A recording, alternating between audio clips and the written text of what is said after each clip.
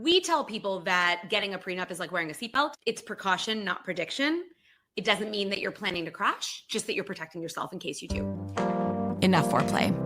Money talks. Welcome to the F word. Hey everyone, welcome to the F word. Today's an exciting day as we welcome our very first guest, Ian Steinberg. Now, Ian is an attorney who specializes in the legal side of love and money. He's a partner at, oh my God, I'm going to butcher this, Berkman, Botger, Newman, and Shine. Oh, okay. Where he focuses on everything from prenups and postnups to complex divorces and custody issues. He's been named a New York Super Lawyers Rising Star every year since 2021 and brings a rare combo of sharp negotiation skills and real empathy to a field that's often, well, emotionally loaded. Whether he's litigating in court, mediating a split, or helping couples put a prenup in place before they tie the knot, Ian's all about creating clarity so people can move forward with confidence. Welcome, Ian. Thanks for joining me. Thanks so much for having me. I'm excited to be here. So excited. So let's jump into the good stuff. Prenups is a hot topic and one that I am recently very passionate about because we've been really helping couples figure out how to work as a money team. Obviously, the idea of whether or not you should merge your accounts comes up. And when it does, sometimes people make rational, irrational, emotionally charged decisions.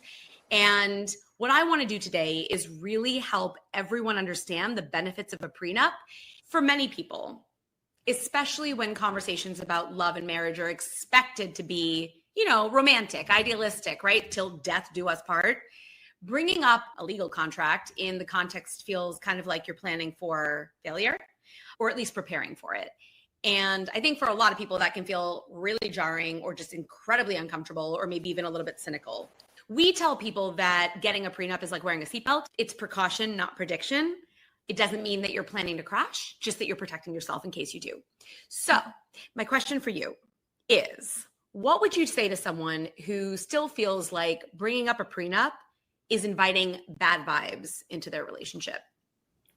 Well, look, I think it's important to note that while getting married, there certainly is a romantic element to it. Let's not take that away. But you're also entering into a business partnership, whether you think about it that way or not. And I know that's not the sexy way to look at it. It's not the romantic way to look at it.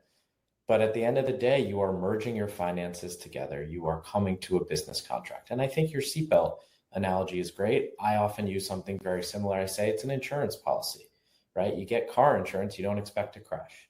You get home insurance, you hope your house doesn't catch on fire. We're not going into this by saying, okay, because I'm doing this, my marriage is going to fail. In fact, sometimes by having these types of money conversations up front before you get married may make for a stronger relationship because you go into it knowing how money is going to work between the two of you. And I think that is what's really important. No one goes into marriage knowing how divorce works unless you have a reason to. And I think that it's important because at the very least, you have important money conversations before you actually merge your money together. Yeah, exactly. Because I guess I would say, even if you don't merge your money together, you kind of are still merging your money together, right? Like even if the accounts aren't merged, legally, you're still merged. Is that correct? So I think you're alluding to one of the most common misconceptions.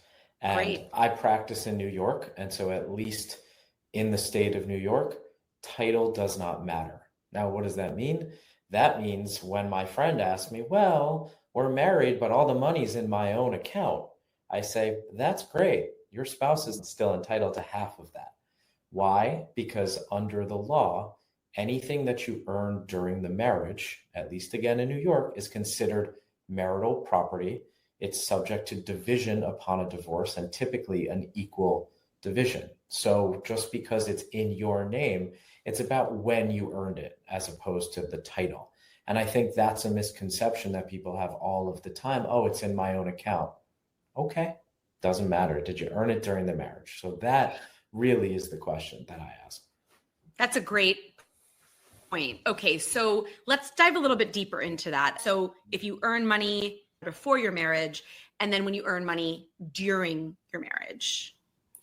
Right. So there are two separate types of property, at least again in New York, for the purposes of family and divorce law. There's marital property and there's separate property. With the exception of a couple carve-outs, separate property is anything that you had prior to your marriage. So that's the cutoff point, or really the starting point for counting what's called marital property. Anything that you earn during the marriage is considered marital property. So it is about the income that when you are earning the income, as opposed to where the income is going, right? So I earn money from my job as a lawyer. It goes into my joint bank account. It's marital because it's joint. If I earn money from my work as a lawyer and it goes into an account in just my name, I'm married. It's half mine and it's half my wife's. So it doesn't matter that it is in a bank account in just my name because I earn the money during the marriage. And the same would go for everything that my wife earns.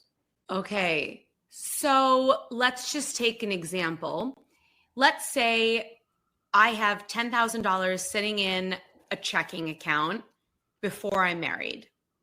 And then I get married, and that checking account, does it become marital property once I'm married, even though it was earned before my marriage? No, because it was earned before your marriage, it's considered separate property. One of the suggestions that I give to most of my clients, if not all of them, is as soon as you get married, you should open a new bank account, because it's very clear to make sure that everything you had from before your marriage is considered your separate property. It's clear. It's in the bank account ending in 1234. And then you open a new account, whether it's in joint names or not. Now it ends in 5678. That's your marital account. So it's really about that timing. Everything from before is your own. Everything after is going to be considered joint unless you have a prenup. Okay. Now, talk to me about if that account with $10,000 gets money deposited into it. Like I earn from my job and money goes into that $10,000 account.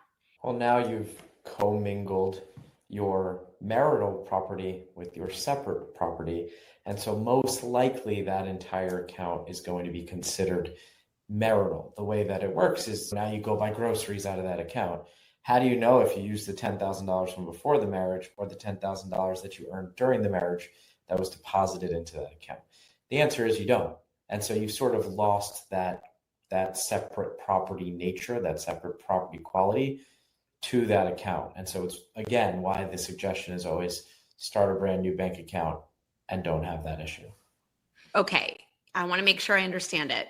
If you have a premarital account and you bring it into your marriage, as soon as you deposit $1 into it, let's say, from a time you earned during the marriage, it essentially becomes really murky and now it could be considered marital property. Right. Theoretically, if you never spent anything from that account ever, and that was the only deposit, you could parse it out. If it's just a regular checking account that isn't interest bearing, it's also maybe easy to parse out, but the word murky is one that certainly stands out. You make things a lot more challenging. And the second you start spending money out of that account, now you don't know which money was spent, the money from before the marriage or the money from after the marriage. And now murky is an understatement. Okay. Clear. Crystal. People get so emotional about it though. When I had this one, it was years ago, but I had this one woman say to me, she was in front of her husband on a meeting. She was like, it was like $30,000. She's like, I just keep this in my separate account. And she was spending out of it and she was putting money into it. It wasn't like it was like she had brought it into the marriage and never ever touched it, never put $1 into it. It was just her account and she liked to keep it built up with tens of thousands of dollars. And she was like, my mom did the same thing. It's like flee in the middle of the night money. And it just stuck out to me because actually, let's tackle that. If she used that money to, God forbid, have to flee in the middle of the night, how would that be treated or seen? Let's assume the whole account was marital or you couldn't tell that it was separate, right? Because without that assumption, theoretically, it's her separate property. while in New York, there are certain things called automatic orders that go into place when you start a divorce action. So you're not really allowed to just dispose of property. And by not really, I mean you're not allowed to just dispose of property. Essentially, what would happen in that situation is you would be able to see the bank account. You'd say, okay, there was $30,000 as of the date a divorce action was started, and her husband would be entitled to half of it. If she spent it all, then likely he'd have to get half from a different asset.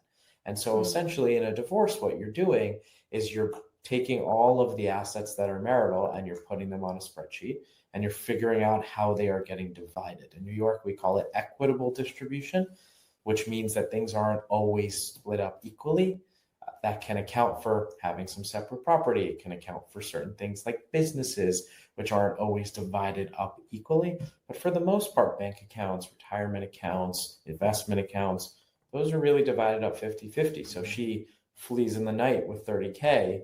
Okay, that means that her spouse is going to get 30K from a different asset. So that's all well and good that she has the emergency fund for herself, but it doesn't mean that she won't be responsible for paying back for half of that account. That's really fascinating because I think that is a big misconception that if this money is separate, it's mine and I can do what I want with it. Let's talk about the role the state plays in what's considered marital versus separate property.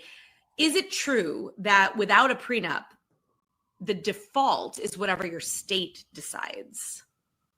Yes, that is correct. In New York, you are guided by what the New York state laws are with regards to divorce. The domestic relations law is what we call it, and it deals with things like custody, like child support, like spousal support, and it also deals with equitable distribution, which is the dividing of your assets upon divorce.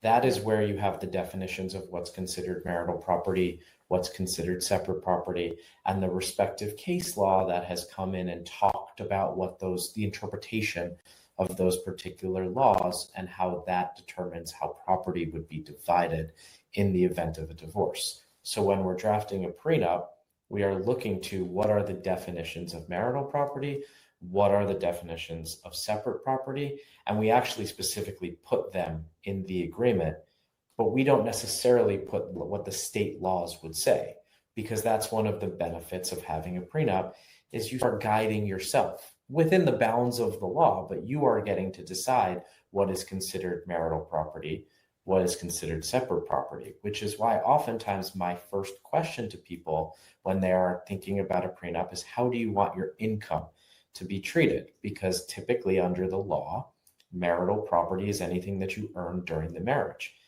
But in a prenup, you can say that anything that you earn by way of income during the marriage will still be separate property, so long as it is in your own name. And that is why when you do a prenup, you are able to do, as we call it, either a tracks the law prenup or a title controls prenup, because you are able within this agreement to change what the law would otherwise say. There's nothing more crappy than the state deciding what should happen to your money should things not work out. And so one way to think of a prenup is, should things not work out, I get to decide what happens to my money. That's exactly right. You are saying we as a couple in advance are making a decision that this is how our assets are going to be divided in the event of a divorce. And so you are taking that decision essentially out of the hands of the state and instead making the decision for yourself. Yeah, that is clear. Can you give me an example when the state default didn't align with what one of your clients assumed would happen? So one example is when you're the owner of a business. If you start a business during the marriage, it's considered marital property. That's wild. I like to use the example of Joe's Pizza, right? I live in New York. I love pizza. Joe's is one of my favorite places. Let's assume that Joe, during his marriage, starts the pizza shop, and Joe's spouse is helping Joe at the beginning to taste the sauce and do the marketing for his first pizza shop, and actually works in the shop serving slices and maybe does some of the bookkeeping. And then ultimately, Joe's spouse takes a step back when she and Joe have kids and stays at home to take care of the kids.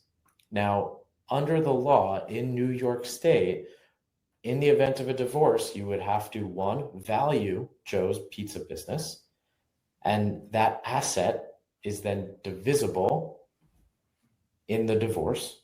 And also, obviously, then it was an income stream for Joe. So it impacts support, spousal support, child support. But ultimately, what you would have to do is determine what Joe, first, the value of the asset, and then determine Joe's wife's contributions to the business in order to determine what percentage of that asset she would be entitled to. So you look at both indirect and direct contributions. Indirect being staying home to take care of the children to allow Joe to continue to build Joe's Pizza into the empire that it is. And the direct contributions like tasting the sauce and working at the first restaurant.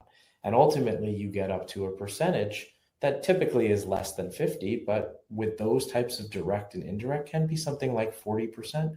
We usually say somewhere between 10 to 40, 45, depending on what those contributions are. And that's something that in a prenup, if you know you're starting the business or you have just started the business, that at the very least you can figure out what the percentage would be. Is it 20%? Is it 25%? So in the event of a divorce, you're not fighting over what percentage this would be. And that's where there can be a lot of litigation because you have to prove your direct and indirect contributions. And part of the idea of a prenup is to minimize litigation. We put a lot of language in our prenups about what happens to real estate, jointly owned real estate, in the event of a divorce. The idea being so that we can make the process as seamless as possible in the event that there is a divorce. That's incredible. It's hard because you may not know you're starting a business before you go into your marriage. And I think that brings up the next point of like, how much do you need to know about what you want in your prenup before you get one versus like, how much can you lean on your lawyer to help guide that conversation? Is that part of the role of your representation? I think it's a big role of our representation. I mean, they call lawyers counselors for a reason because they're supposed to help counsel you. So at the very least, you know what you are waiving or you know what you are getting yourself into by entering into this marriage from a financial standpoint. And if we can set that up so that the two of you are comfortable with what you are doing financially before you get married, I think that is one of the big benefits of a prenup. Do you have to know what you want in advance? No, I think, again, very few people really know what happens upon a divorce when you're getting married. And so you're in a position where it is an educational aspect of it. It is learning. Okay. Are prenups just for rich people? So there's a stereotype that prenups are usually pushed by the wealthier partner or their family. But I kind of want to know, is that always the case? Have you ever had a less wealthy partner initiate wanting a prenup? And if so, what are the reasons that, like, let's say the less wealthy partner might have in wanting to initiate a prenup? So no, I don't think that they're just for rich people. I think that there's a few instances in which it makes sense for people to get a prenup. The first being, sure, if there is family money and people want to make sure that it is protected, that's a reason to have a prenup. If you own a business, that's a reason to have a prenup. If there's a large disparity in income, that may also be a reason to have a prenup. Oftentimes where we see either the less moneyed spouse or both of them together coming to us and say, hey, this is something that we want to do, often has to do with when they do want to keep their income separate, because there really is no way to keep your income earned during the marriage as separate property without a prenup. And so I think that is an opportunity for a couple together to come and say, I'd like to get a prenup. Another situation that can occur is that there are possibilities for the person who is the less moneyed spouse to do better, quote unquote, with a prenup than they would under the law. There are certain concessions that maybe under the law you don't necessarily have, But hey, you want to protect something, maybe you got to give me something in exchange. And Let's so talk more about that. What are some of the details there?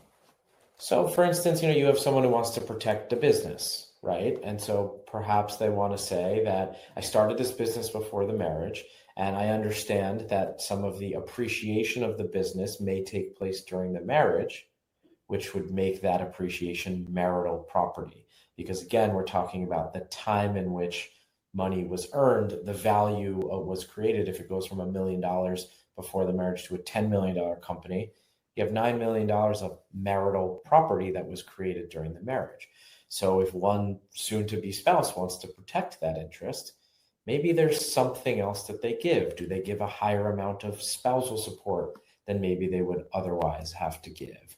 Do they agree to purchase a home in joint names that their spouse may be entitled to upon a divorce? And I think that there's an opportunity a bit for negotiation when you're going through this process. Now, to me, it's supposed to be amicable. I handle prenups, I handle divorces. They're handled very differently. One, you have a couple who's coming together, and the other, you have a couple who's separating. And so you're coming to it from an idea, from a place of wanting to build a relationship together. So let's not fight before we even get married. I want to get into another example around what you were saying about how someone who is the less moneyed person coming into a relationship might actually want a prenup, because if their circumstances were to change favorably, they would want to have that foresight to protect themselves that they wouldn't have otherwise under the law. So a business is one case, but let's talk about a caregiver case, right?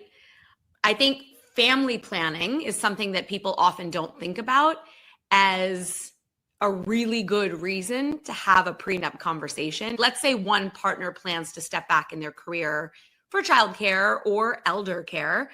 How can a prenup acknowledge and protect the value of that person who is going to be less moneyed, or support in the value of like unpaid labor? So to start, I think it's important to note that one thing that we can't talk about in prenups is anything child related, meaning we can't talk about child support and we can't talk about child custody, at least here in New York.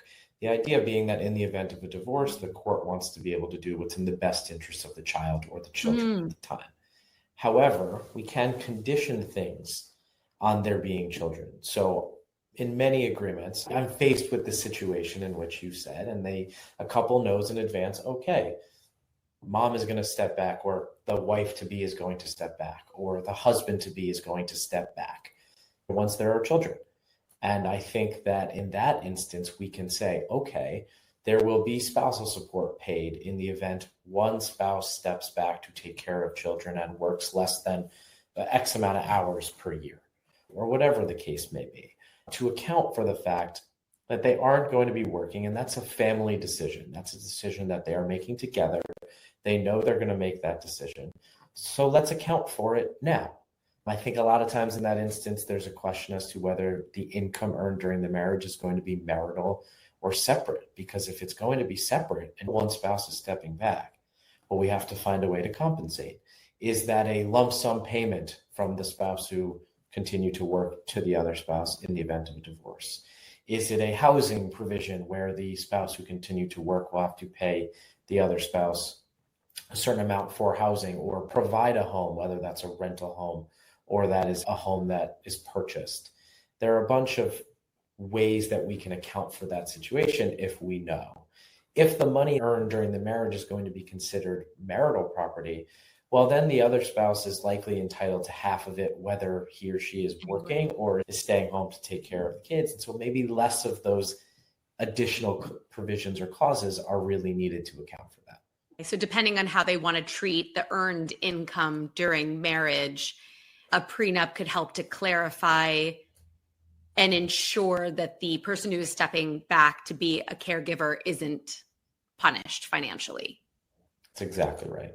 That's important because more and more we're seeing dual income households and both parents are staying in the workforce. But in a situation where you know in advance that that's going to happen. It's almost a necessity to go ahead and just plan that out up front. Again, like we said in the case, not because we're planning for it, we're prepared should something change.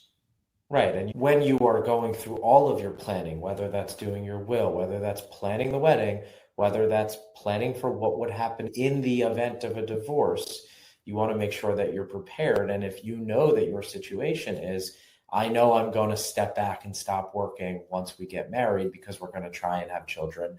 And when we do, I know that I'm going to stay home to take care of the kids. Why not account for that now? And sure, not everyone knows how it's going to go or what's going to transpire. Unfortunately, a line I use a lot is that I have to live in your worst case scenario or your worst nightmare, because I want to make sure that in the event the unthinkable happens and you do get a divorce, you're protected, or at the very least, you know what things would look like in that instance.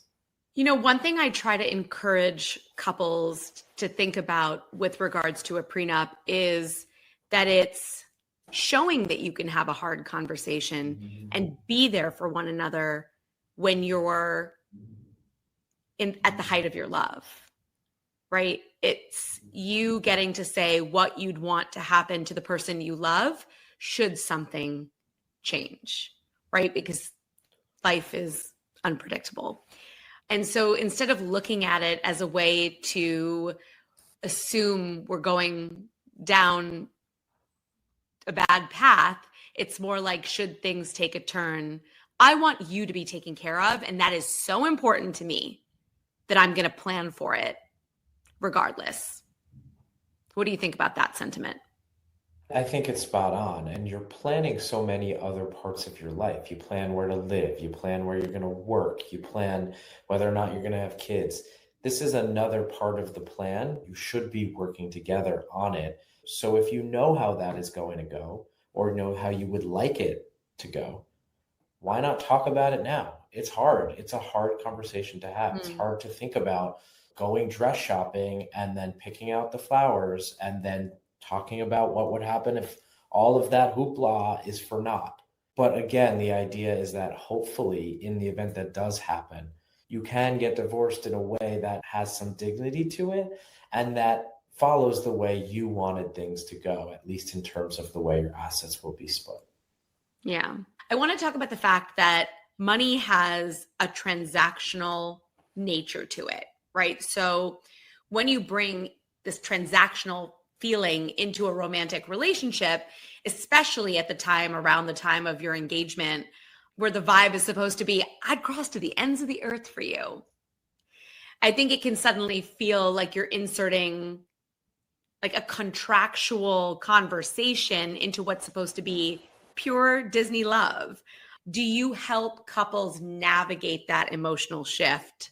Because it can feel so transactional to talk about it at a time that things are hyper romantic. No, it's true. But sometimes what I say is, did you go get your marriage license yet? And people say, yes. And so I say, okay, so you signed something that says you're going to get married.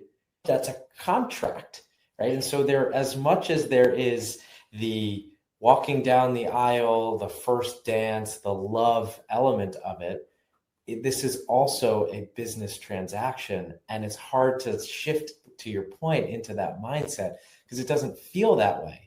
Everything about the relationship is emotional. It's about building a life together, but part of building a life together is building a financial life together. And I think getting your ducks in a row and having that hard conversation about what your finances are going to look like sometimes can help you because you've talked about it. You've put your cards out on the table, and each of you have had those conversations about money that sometimes people never have in a relationship or in a marriage. And so to have that before you say I do, I think it hopefully could help you build a stronger relationship because at least you're having hard conversations. You're able to get through those hard conversations, come to our office, sign the document, put it in a drawer, and hopefully never see it again. Yeah. If anything, it should make you guys closer to show how much you care about one another and want to protect one another. Instead of tainting the relationship, you're actually strengthening it. So in a way, a prenup doesn't cheapen the romance. It shows you're willing to have hard conversations, honest conversations, and that's not transactional at all. That's, in fact, could be quite transformational for your relationship. Completely agree. You know, some couples feel like they don't have enough to justify a prenup. What would you say to that? What about student debt? We talked a little bit about the person stepping back to be maybe a caretaker or an elder caretaker, but what about the other things in your partner's profile that might be a little bit scary, like their student debt? How does a prenup prevent one partner from taking on the other person's liabilities? Can it help in that? That it's not just about the money, the assets, it's also about the liabilities. Yes, I think it's a misconception to think that a prenup is only for the super wealthy and that the only topics people can cover in a prenup are what happens to the millions and trillions of dollars that people have before they get married or that they earn during the marriage. There's a lot of other things that we can talk about. To your point, what happens with debts, right? What we do is we make sure that each soon-to-be spouse has a list of assets and liabilities that they put at the back of the agreement. So A, it helps you be very clear about what you have now, what's your separate property that you have coming into the marriage, and then B, what those debts are that you have. And you can decide how you want to deal with those debts in whatever manner feels best for you. Is that you came in with the debts during the marriage, they remain your separate debt? Is it that you're allowed to use the money that you earned during the marriage to pay down those debts? Would there be a credit back for that in the event that there is a divorce? I think there's just a lot of optionality which is created in terms of how you are going to govern your financial lives that you as a couple have the control over when you are engaging in drafting a prenup versus leaving it up to what the law would otherwise say. You can craft the agreement in a manner that works for the two of you. So prenups are not just for asset protection, they can also prevent you from inheriting your partner's debt. If that's what you want them to say, you certainly can. Yeah. So on that note, could you just write that stuff out without a lawyer? How does it hold up? Could you and your partner just write it down on a piece of paper, sign it, fingerprint it? Would that work? Not really. There are certain requirements that are needed when you're drafting a prenup. So for instance, if you're dealing with spousal support, there's particular language that needs to be included. You need to cite to the statute. You need to put in what the calculations would be. Otherwise, you can't really waive it unless you know what rights you were waived. It needs to be certain language about the fact that this is an agreement pursuant to the domestic relations law. All of that lawyer legalese stuff that people usually just leave to us and gloss over in the agreement, but that needs to be there for it to be a valid agreement. In terms of enforceability, one of the first things that we talk about is that each side does need to be represented by counsel. Usually that actually benefits the person who is seeking the prenup because they want to make sure that when they go to enforce it, they can say, look, my spouse was represented by counsel. They knew what they were doing when they were entering into this agreement. There was no fraud. There was no duress. There was none of those things that may make the agreement challengeable. We talk about timing a lot. How far before the wedding do you need to have it? Typically, we say 6 months in advance is a really good time to start thinking about it. Ideally, that gives enough time to have the conversations with whatever attorney is representing you, to have the conversations with your fiance, to allow the lawyers to have conversations and to not feel like you are in the shadow of the altar.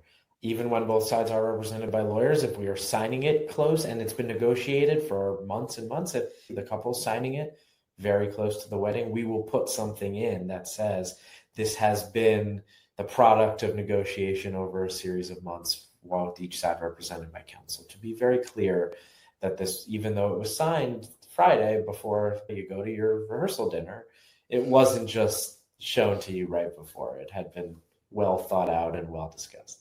Sure. Makes sense. So as far as when a couple should start the prenup conversation, it sounds like the earlier the better. You can lean on your counsel to help guide the conversation so that you make sure to address all the things. Because like someone coming into the first time may not know all the things to think about, and that's where you really leverage your representation. Exactly. When you have the opportunity to really learn about this, and you can then think about what you want and what you as a couple want in terms of how you're going to govern your financial lives. If you're just making that decision on a whim, that may leave you in a worse place than you were before had you not had the appropriate time to really think this through. Okay. Can you give us a ballpark of what someone might expect to pay for a prenup, both in time and money? Like, will a prenup cost you less if you have $10,000 versus $1 million? Is it based on your net worth or is it based on something else? It is not based on your net worth, right? Okay. The agreement is really about how complicated are your current assets? How complicated do you think your assets are going to be? Typically, if there's something like a business, there may be more negotiation about the business. There may be more drafting about how that would look. So perhaps that's a reason why things may take more time and thus be more expensive.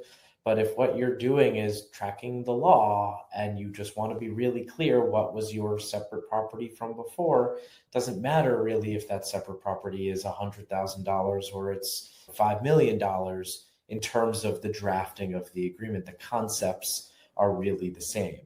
That's helpful. It's like the more complex, the more negotiating time or the more complex, the more legalese is required. So it's really about the negotiation and the language and the time it takes to put that in place.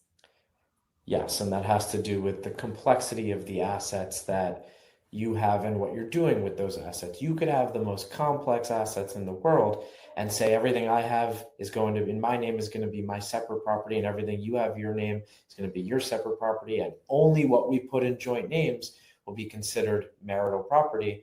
That's not the most complicated prenuptial agreement to draft up because it's pretty clear what's mine is mine, what's yours is yours. But if you start to get into a little bit more detail on what happens, is there a business? Is there a percentage that you're automatically assigning to the non-titled spouse? Are there homes involved? How are we going to sell those homes or buy out the other one of those homes? So it's a little bit more in terms of the complication of assets ultimately leads to probably more negotiation, more conversation about it, which then translates to more lawyer time spent both on those negotiations and those conversations, but also the drafting of it to make sure that the drafting matches your intention. And so ultimately, that's where things can get slightly more expensive. We're not talking about crazy amounts of money when ultimately, if you're looking to protect something, you're probably looking to protect a lot more than what you're spending in legal fees for a prenup. Okay, makes sense. A quick thought on postnups. What is the difference? So a prenup is pre-nuptial, so before you get married, and a postnup is post-nuptial, so after you've gotten married. In terms of the content of the agreements, they're pretty similar. You talk about the same things. You're still defining what is marital property, what's separate property. You still can talk about spousal support. You still cannot talk about child support and child custody. They are very similar in terms of the agreements themselves. There's just a different mindset because you're either married and so something is changing in that marriage, or there's a reason why somebody wants to have that postnup. Are they starting a business? Did someone lose a lot of money gambling? And sometimes it's just we didn't get a chance to finish it right before the marriage. So instead of ruining the last week before you get married, dealing with lawyers and prenups, we just waited a little bit. If you want someone to sign an agreement and then you get married to them anyway, now you're married. So they don't necessarily have to sign that agreement because that leverage, so to speak, isn't of I won't marry you if you don't sign this, isn't really there anymore. But on the flip side, that also means that there's less concern about was this signed with duress, was this signed too close to the marriage, because now you're already married and you nonetheless signed the agreement.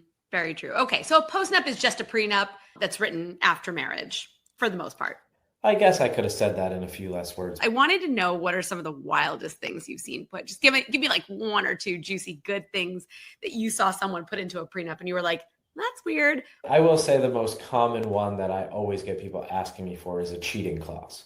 So people always say, well, do I get more money if he or she cheats on me? What happens in that instance? Can we put that in there? And my answer pretty much always is no. And the reason why is because it's very hard to define, what does cheating mean? Is it a physical affair? Is it an emotional affair? What do you actually have to do to trigger that clause? How deep do you want to get into this? And how are you going to prove it? And then what is the financial penalty if that happens? So that is definitely one that people ask all the time. And I say it's just a really, really hard clause to both draft and to enforce. So that's a really tough one. Oh, that's good. What if you can't agree? Have you ever seen people come into a prenup negotiation and they're like, oh, wow, okay, don't like how you're handling this. Have you ever seen a prenup conversation go sideways? So our goal as the lawyers is to not have that happen, but I would not be telling the truth if I didn't say that, yes, we have seen people not get married after having engaged us to start the prenup. There have been people who have stopped in the middle of the negotiation and not gotten married. Yeah, no. And same thing with financial plans. We've actually seen people come into the process to start a financial plan together where we're helping them think about how to work as a team with their money and not make it through the process. But at the end of the day, that's probably a better outcome. If it didn't work now and you weren't on the same page now, what would happen down the road? What would happen once you've already created this marital property or you had children together? Now you're coming back to our office for a divorce, which is far more expensive and much more unpleasant than the prenup. Yeah, absolutely. Wow, you've given us so much great intel. Thank you. All right, Ian, before I let you go, I have a little tradition I'm starting here, and I'd love you to help me kick it off. It's called Best Bite. I'm a big foodie, so here's how it works. Every guest will leave a food rec for the next guest. One dish or drink from any restaurant, doesn't have to be New York City. You won't know who you're recommending it to, though, so that makes it fun. Since you're our very first guest, I'm going to give you a rec today that you get to make one for our next guest. So if you had to pick one dish or drink from any restaurant for the next guest to try, what would it be?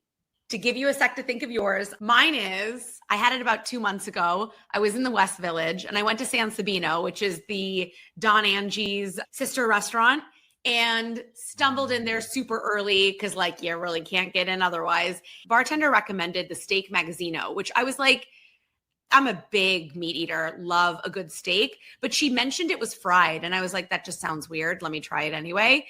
And by far, my best bite of 2025 was the fried steak Magazzino from San Sabino. I have been there and I've had their pasta with meatballs there, and it was out of this world. I think that restaurant is fantastic. Yeah. My best bite was last weekend, and I think this ties into a bit of what I do. Last weekend, my wife and I went to our favorite restaurant, which is Ruby Rosa on Mulberry Street. And while people go nuts for the tie-dye pizza, my best bite is the Ruby Rosa Supreme, which has pepperoni, mini meatballs, garlic. It is just an incredible bite. And I think there's some sentimentality to it because my wife and I got engaged at Ruby Rosa. And so that is always my best bite, and it just hits every single time. Love that. So Ruby Rosa Supreme Pizza. That's it. Epic. That's such a good one. And I actually haven't had that. So now it's going on my list too. Amazing. Okay, so that'll be passed on to our next guest as your best bite. We'll see what they think. Thanks for being the first to play along. Thank you so much for sharing your expertise with us today. If people want to get in touch, how do they find you, Ian? You can find me on our website at www.berkbot.com or on my LinkedIn at Ian Steinberg, and also on Instagram at Ian Steinberg Divorce Lawyer. Amazing. Thank you. To everyone listening, we're building our following, so anything you can do to support means a lot. Please like and follow wherever you get your podcasts. And if this episode made you think of someone who might benefit from it, please send it their way. Thank you for being here, Ian. Thank you for listening, everyone, and we'll see you next time. Thanks for listening to The F Word with Priya Malani. If you like what you heard, hit subscribe wherever you're listening and leave us a review while you're at it. We're approval junkies. Don't forget, you can find a ton of great resources, content, courses, and other freebies at stashwealth.com. Now, for the capital S stuff our lawyers want us to say. Stash Wealth is a registered investment advisor. Content presented is for informational and educational purposes only and is not intended to make an offer or solicitation for any specific securities, product, service, or strategy. Consult with a qualified investment advisor, that's us, before implementing any strategy. Investing involves risk, including the loss of principal. Past performance does not guarantee future results. There, we said it. Did I have that up?